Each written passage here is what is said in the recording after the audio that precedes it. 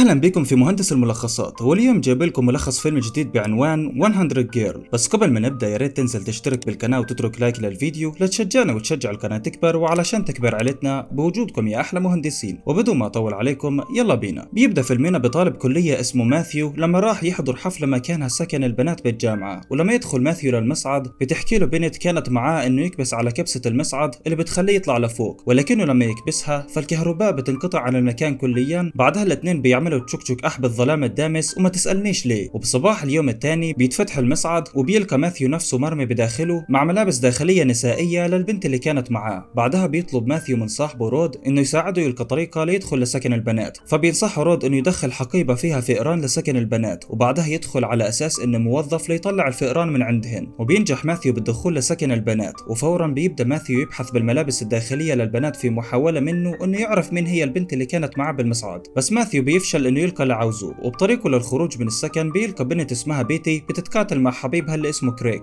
فبحاول ماثيو ينقذ بيتي من خلال انه يقرص ماثيو بصدره. فكريك بيعمل نفس الشيء لماثيو، وبعصب كريك من بيتي وبيطلع، فبتحاول بيتي انها تعالج القرصات اللي على صدر ماثيو وبتحاول تغريه، بس ماثيو بوقفها عند حدها وبيطلع من المكان. وبيوم من الايام احلى بنت بالكليه واللي اسمها سينيثيا، واللي بتكون حلم كل شاب بهذه الكليه، بتقرب من ماثيو وبتطلب مساعدته بالحمام. فبيستغل ماثيو طلبها وبخرب المكيف الموجود بسكن الطالبات، فالبنات هناك بيخلعوا ثيابهم لانه الجو حار جدا، وبيبصبص ماثيو ورود على البنات العاريات في محاوله منهم يلقوا البنت الغامضه. بس ماثيو بيحكي بانه لساته ما بيعرفش مين هي البنت اللي كانت معه بالمصعد. وبيوم بيكون ماثيو يدور كمان مره بغرف البنات على دليل للبنت الغامضه، ولكن فجاه بتدخل بنت للغرفه، فبيستخبى ماثيو بسرعه منها، ولكن هذه البنت اللي اسمها ويندي بتكشفه وبتهينه. بس فجاه ويندي بتعرف ماثيو وبتتذكره من المدرسه الثانويه، وبيحكي لها ماثيو عن انه بدور على بنت معينه، فبتقرر ويندي تساعده انه يدور عليها من خلال انها تمثل انها صاحبته لما يدخل لسكن البنات. بعدها ماثيو بحط اعلان بجريده الجامعه على شكل قصيده بيحكي فيها للبنت الغامضه انها تيجي لقبو الجامعه كل ليله خميس، وبكون ماثيو يقعد بالقبو كل ليله خميس بانتظار البنت الغامضه، بس البنت ما بتظهرلوش. فويندي بتنصح ماثيو انه يتنكر بهيئه بنت ويسمي نفسه فرانشيسكا، وهذا علشان يتكلم مع كل بنت على حده ويحاول يستدرج البنت الغامضه انها تعترف انها عملت التشك اح مع شاب بالمصعد. بس برضه الخطه بتفشل لانه ولا بنت من الحاضرات عملت هذا الشيء بالمصعد مع شاب، ولكن ويندي بتشجعه انه يتعرف على البنات ويتقرب منهن اكثر لانه يمكن يمسك طرف خيط. وبيوم في بنت اسمها ارلين بتتحدى ماثيو بلعبه كرة قدم الطاوله، وبانه بكل جوله بيخسر واحد فيهم فلازم يشلح قطعه من ثيابه، فماثيو بيقبل مباشره لانه يمكن تطلع البنت اللي بدور عليها، وبفوز ماثيو عليها وبيمرها تشيل حماله الصدر. فارلين بتعصب وبتتهم ماثيو انه بغش باللعبه وبتطلع. وبيوم بتعزم بيتي ماثيو على مشروب، وبتحكي له بيتي بانها حاسه انه بحب بنت معينه، ولكن فجاه بيظهر كريك وبيدفع ماثيو بعيد، فماثيو بنط عليه وبيمسك مثبت وبيثبت شعر كريك الطويل بالارض وبيهرب. فكريك ما بيكونش امامه خيار تاني الا انه يقص شعره، وبيبدا يدور على ماثيو. وبعدها ماثيو بيعمل تشك اح مع بيتي، وبالصبح بيشعر ماثيو بالندم لانه عمل تشك اح مع بيتي لانه خايف انه حبيبته الغامضه تكشف اللي عمله. بس رود بيحكي له ما يقلقش. وبعد النصف الاول من الفصل الدراسي بتيجي البنت الغامضه اخيرا لماثيو بليله الخميس بالقبو، وبتحكي له ما تدورش عليا لاني ما بحبك. وبسبب ظلام القبو فماثيو ما بيقدرش يعرف مين هي هذه البنت وبتختفي بالطابق. بس على الرغم من هذا الشيء بكمل ماثيو بحثه عن الفتاة الغامضة، وبيشعر بانه الوقت بينفذ منه لانه السنة الدراسية على وشك الانتهاء. فبينفذ صبر ماثيو وبروح امام سكن البنات، وبيسأل ال100 طالبة مين هي الفتاة الغامضة اللي عملت معاه تشك اح بالمصعد. فكل البنات بيدعين انهن البنت الغامضة اللي بدور عليها ماثيو. وبيشوف ماثيو بنت ورا الشباك رفضت تطلع لتتكلم مع ماثيو لما 99 بنت طلعن، فبيركض لغرفة هذه البنت، وبيتضح اخيرا انه بيتي هي الفتاة الغامضة. فبتحكي بيتي بانها كانت تحاول تخلي ماثيو يقع بحبها، بس المشكلة انه كان مهووس جدا بالفتاة الغامضة اللي كانت معه بالمصعد. وبيوم بقرر ماثيو يروح يزور بيتي، وبيعترف ماثيو بحبه ليها وببوسوا بعض، وبيتخلى ماثيو عن حلمه انه يلقى البنت الغامضة اللي كانت معه بالمصعد. ولهون بيخلص ملخص هذا الفيلم الغريب. لو عجبك الفيديو اشترك بالقناة يا صديقي، فعل زر الجرس واترك لايك للفيديو لتدعمني انشر المزيد من الملخصات المشابهة، واشوفكم على خير بالملخصات القادمة. كان معكم اخوكم عرسان من قناة مهندس الملخصات.